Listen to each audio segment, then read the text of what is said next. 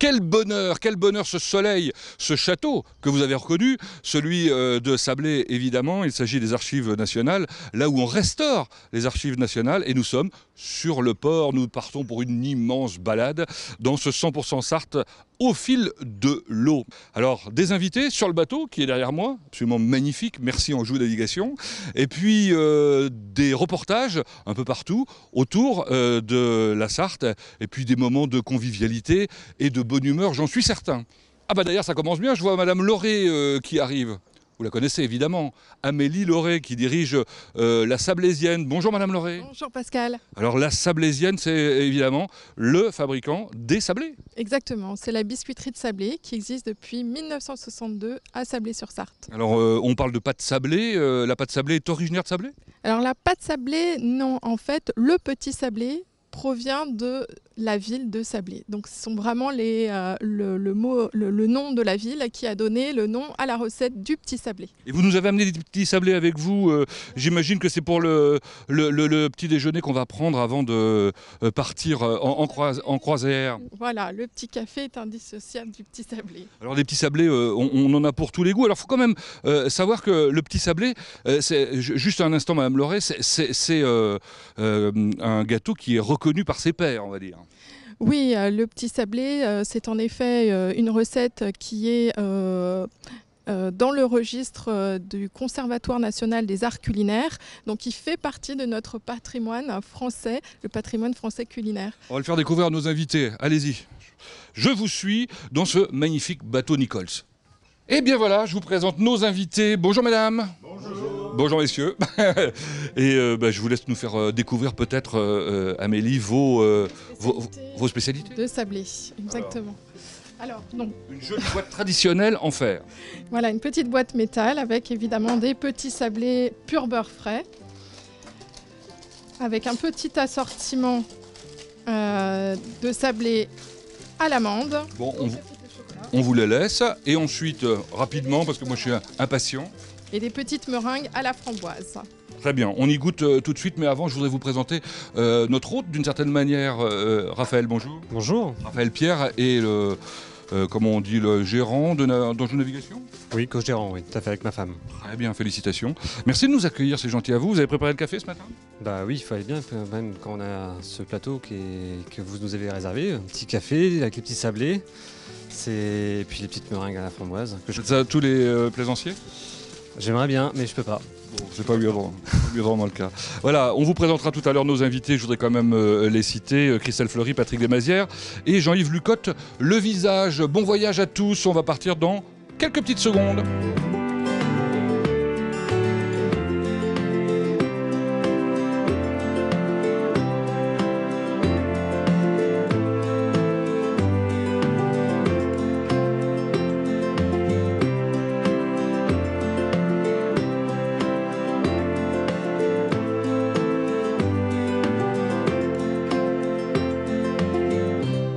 Et voilà, c'est parti avec Raphaël Pierre. Bon, ça a l'air simple à conduire. Hein.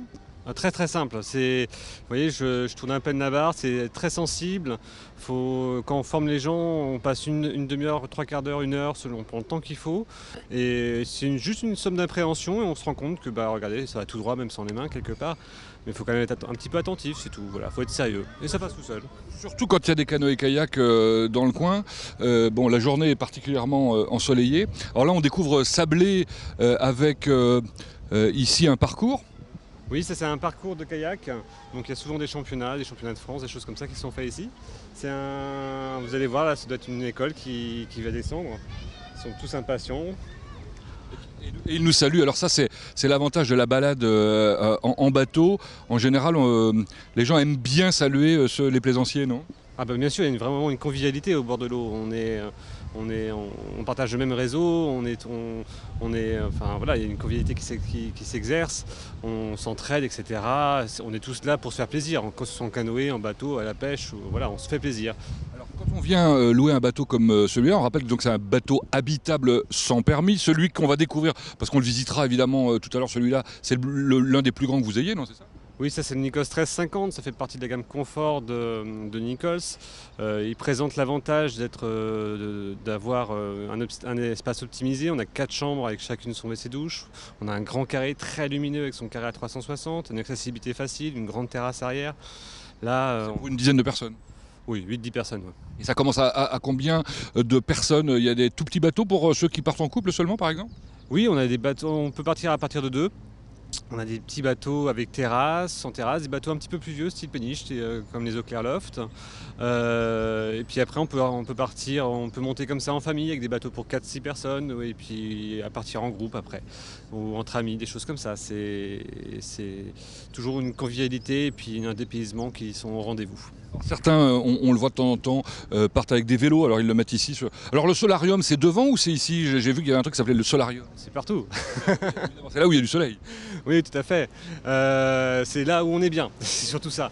C'est comment dire, on peut se mettre juste là où vous êtes, on peut se mettre devant, et puis souvent les gens sont sur la plage arrière à s'allonger, ils prennent un petit matelas et s'allongent, et puis voilà, quoi. C'est là où on profite. En tout cas, il y a beaucoup de choses à découvrir, on va le voir sur la Sarthe tout au cours de cette balade qu'on va faire. C'est combien de temps pour faire par exemple Sablé-Le Mans pour celui qui veut faire cette croisière?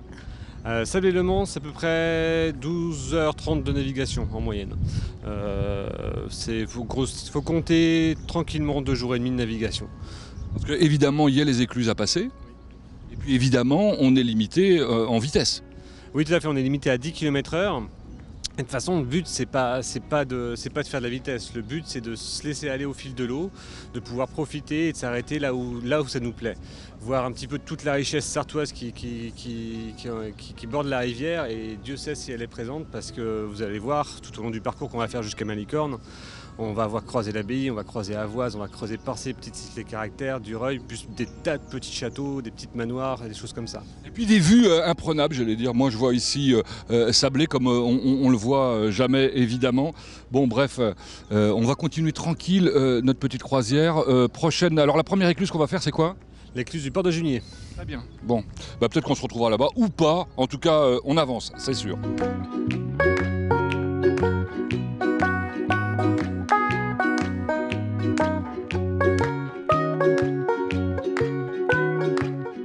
Avant d'arriver dans un instant à l'écluse, on va avoir l'occasion de discuter avec Patrick Desmazières. Bonjour. Bonjour. Vous êtes conseiller départemental, vice-président de la commission Emploi et développement économique, donc une commission qui va changer parce qu'avec la loi NOTRe, ça part à la région, et on va surtout axer donc notre commission sur ce qui est tourisme, culture, sport et notamment le tourisme fluvial et fluvestre. Vous nous expliquerez dans un instant de quoi il s'agit. On vient tout juste de partir de Sablé, ça va beaucoup plus vite qu'on ne l'imagine. À Sablé, sur l'Erve, qui est un affluent évidemment de la Sarthe, comme vous le savez, il y a un atelier exceptionnel. C'est l'atelier d'un photographe du début du siècle, il s'appelait Maliko, et celui qui a décidé de vous le présenter et surtout de le restaurer, c'est Jean Distel.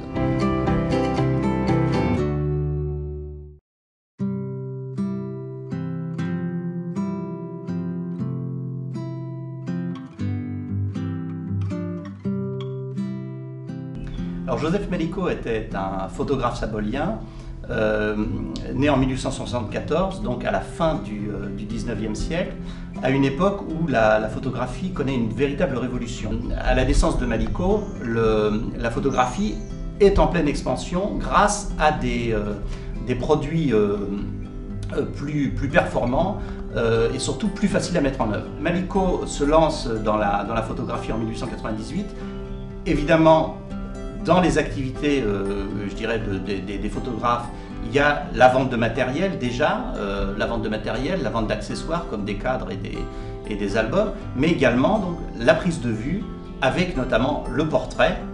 Et pour faire du portrait, Maliko doit construire un atelier qui est une grande verrière en verre bleu qui permet donc de faire des photos avec la lumière du jour. Ce qu'il se lance donc dans l'édition de carte postale, ça a été vraiment une activité qui lui a permis de prendre de l'ampleur et de rester dans la mémoire des Saboliens et même au-delà. Donc Joseph Maliko va photographier les scènes de la vie quotidienne, les foires à Sablé, et puis aussi les événements plus malheureux comme les accidents, les déraillements de train, etc. Ce qui donnera une collection d'environ 3000 cartes postales qui vont, je dirais, permettre à Maliko de rester dans l'histoire locale comme un des photographes qui a marqué donc, la vie sabolienne et qui a laissé son empreinte grâce à ces documents tout à fait extraordinaires. C'est la première génération donc, de photographes puisque son père était peintre vitrier. Et qui dit peintre vitrier dit peintre. Peintre et peintre en lettres. À l'époque, on fait beaucoup de peinture en lettres.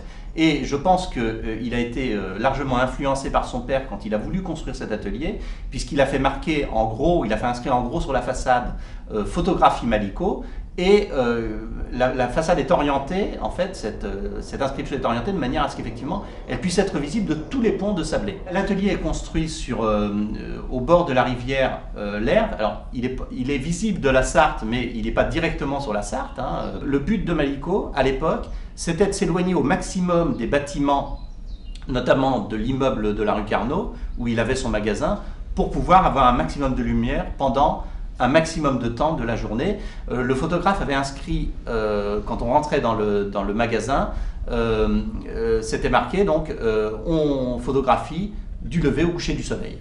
Voilà. Moi, je me suis très vite intéressé, bon, je suis photographe professionnel, je me suis très vite intéressé à l'histoire de la photo. Et il se trouve que, bon, il y a une vingtaine d'années, je suis tombé par hasard sur une malle chez un brocanteur où il y avait donc des plaques de verre. En voyant ces plaques de verre, je me suis dit, mais bon, là, on a affaire à un photographe professionnel, parce que le type de prise de vue et la qualité des négatifs laissait penser que c'était un photographe professionnel qui les avait réalisés. Donc je me suis dit, qui est ce photographe? Et là, j'ai fait des recherches, et puis bon, le temps a passé jusqu'au jour où, effectivement, avec l'association qu'on a montée, Atelier Maliko, on a pu se lancer donc, dans la restauration de ce lieu, avec donc le soutien de la Fondation du patrimoine. Et à partir de là, donc, on a décidé de créer une association pour valoriser le lieu, pour pouvoir le faire visiter, pour pouvoir mener des animations autour de la photographie. Alors l'atelier, il était dans un état assez pitoyable, puisque Maliko a arrêté son activité, je dirais, à l'aube de la Deuxième Guerre mondiale, et donc l'atelier s'est dégradé. On a pu, à partir de certains clichés Maliko de l'époque, et puis à partir de ce qui restait, on a pu le reconstruire, mais bon, ce qu'il faut voir, c'est que le verre était cassé, la structure métallique était vraiment en piteux état, tout était très corrodé. Mais c'est vrai que quand on s'est lancé en 2007 dans le projet de restauration, c'était un état assez pitoyable. Ouais. Alors, bon, l'atelier se visite, c'est-à-dire que on reçoit régulièrement des groupes qui viennent sur rendez-vous pour visiter l'atelier. On a également l'été, en juillet et août, des visites programmées tous les vendredis. Donc ça permet aux gens, que ce soit aux Saboliens ou aux gens de passage à Sablé, de venir découvrir l'atelier. Donc ce sont des visites guidées où on replace aussi l'atelier dans le contexte de l'histoire de la photographie et dans le contexte de la ville de Sablé.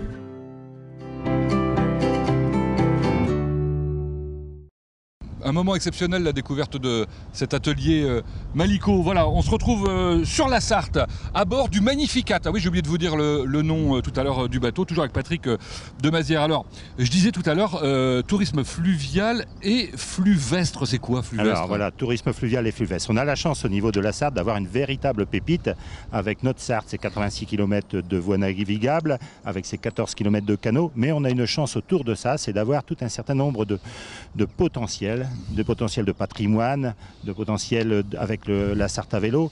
Et donc vraiment, si aujourd'hui au niveau du département on veut développer cette économie, on veut développer ce projet de tourisme fluvial, c'est pas uniquement la navigation, mais c'est ce qu'il y a autour. C'est tout ce qui est autour. Parce Alors, dans ce qu'il y a autour, il y a ce qu'on va découvrir dans un instant, c'est-à-dire l'écluse. Vous avez une particularité sur la Sarthe. Ça, c'est une vraie richesse par rapport à des canaux, par rapport même à la Mayenne. Hein. C'est que vous avez des éclusières. Ouais, alors c'est une richesse en plus humaine. Ouais. Voilà, parce qu'aujourd'hui j'ai eu l'occasion de faire d'autres visites sur d'autres canaux. Effectivement, quand on traverse une écluse, on n'a pas le plaisir d'avoir encore des éclusiers comme nous on a sur chacune de nos écluses. Et c'est vraiment une vraie valeur parce que ces éclusiers ont une passion, c'est leur passion que d'être là aussi. Et c'est une vraie relation avec l'ensemble des touristes. Alors tout à l'heure, Raphaël nous parlait de convivialité sur l'eau.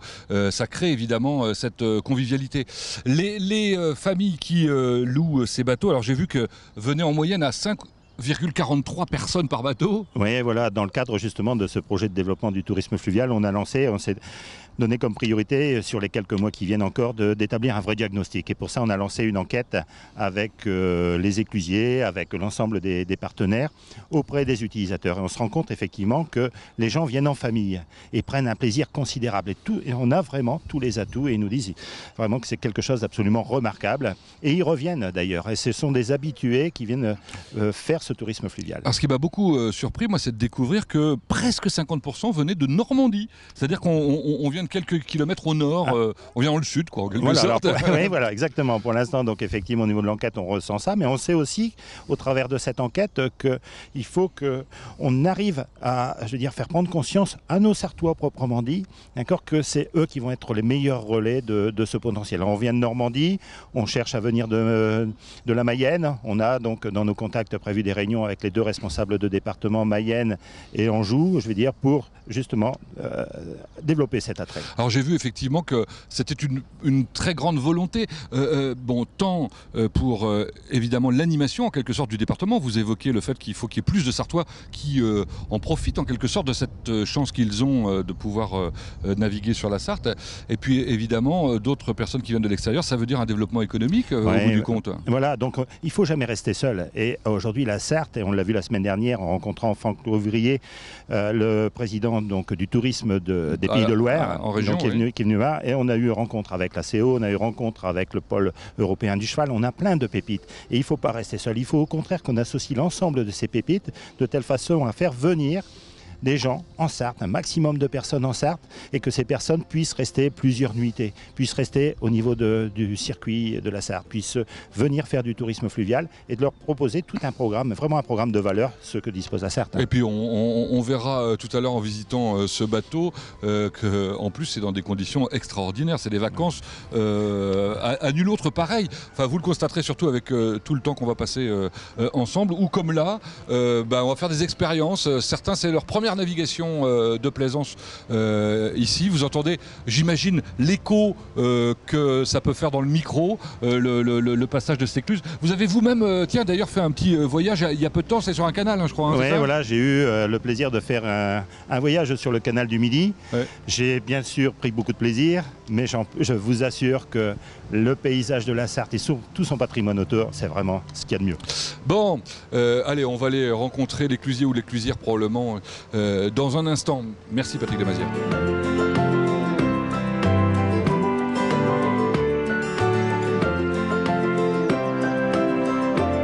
Petite pause à l'écluse du port de Juigné. On découvre la petite île Saint-Clément qui est juste en face de la marbrerie du même nom et de la marbrerie Sainte-Marie que nous vous proposons de découvrir maintenant avec le père Arnaud de l'abbaye de Solesmes.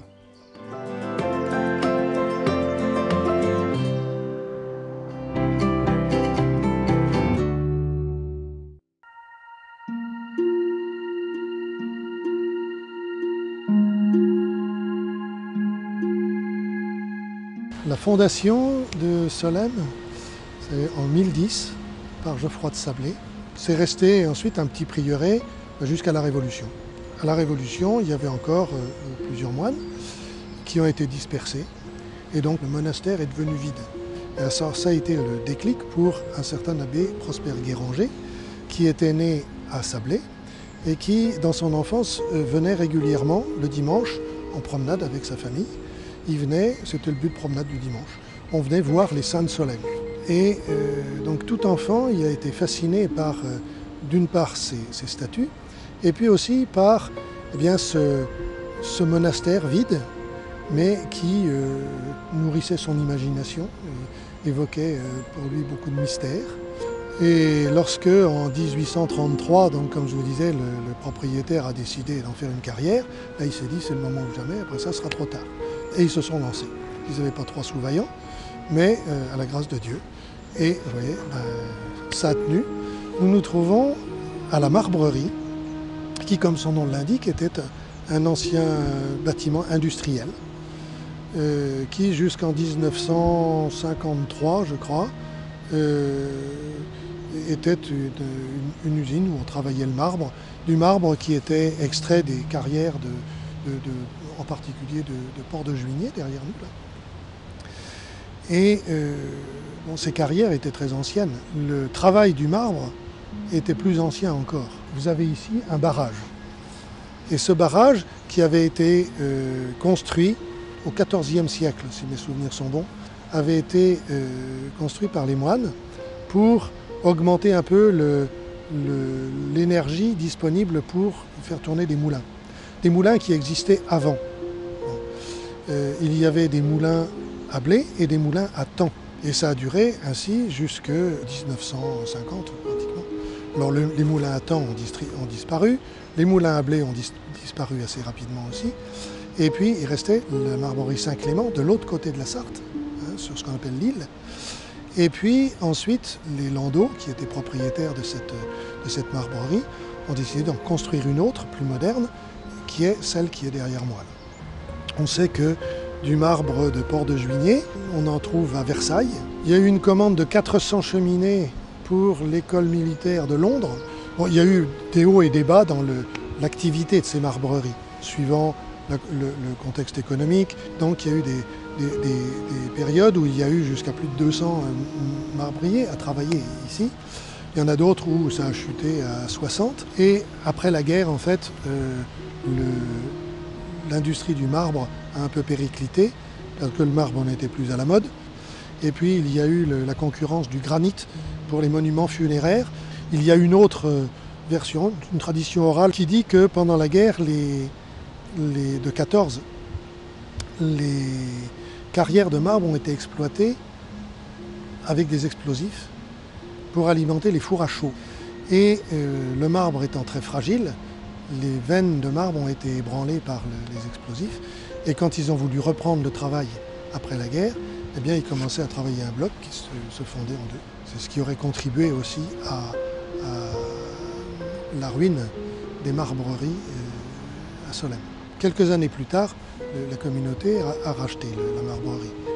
Un des pères hôteliers, le père Ménard, a compris l'intérêt de ces bâtiments pour recevoir des groupes de jeunes. Alors, il y avait beaucoup de groupes scouts, de chorales, de paroisses aussi, etc. Voilà. Donc, mais c'était toujours un usage spirituel. Je pense que si les jeunes savaient ce que représente le fait de vivre pour Dieu, de vivre en communauté fraternelle, on ferait la queue. Mais on n'imagine pas.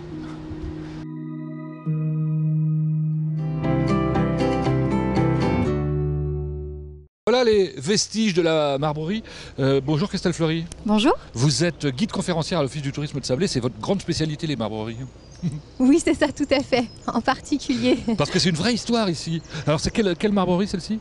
Alors celle-ci, c'est l'ancienne marbrerie Saint-Clément. Saint-Clément.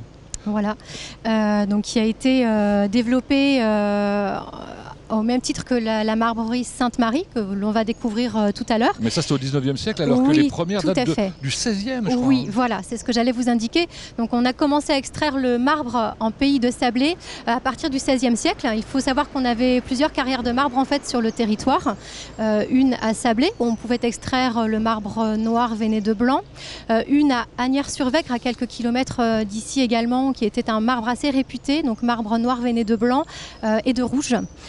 Donc on retrouve ces différents types de marbre et bien sur tout le territoire, dans les églises, sur les pylônes, les chapiteaux, etc. Alors c'est devenu quoi les locaux? Enfin les ruines, là c'est visitable ça?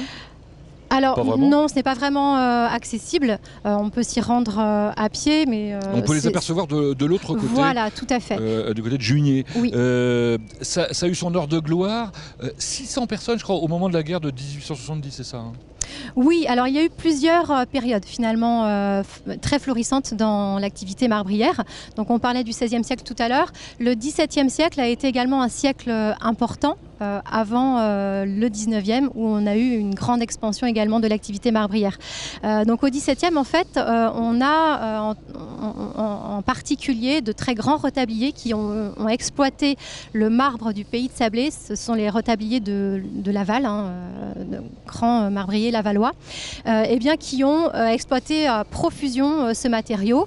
Et puis ensuite au 18e siècle, là encore une grande expansion de l'activité marbrière. C'était les plus beaux marbres du monde, on le sait bien, c'est évidemment de chez nous, de Sablé, alors qu'on arrive au pied de cette splendide abbaye de Solesmes. Il faut savoir quand même que du marbre, on en trouve à Versailles, de Sablé, oui. Trianon, à l'école militaire de Londres, même les tombeaux des rois de France à Saint-Denis ont du marbre de Sablé. Oui. Voilà pour cette jolie histoire. Parlons maintenant d'une autre histoire que vous faites revivre là pendant tout l'été 2016.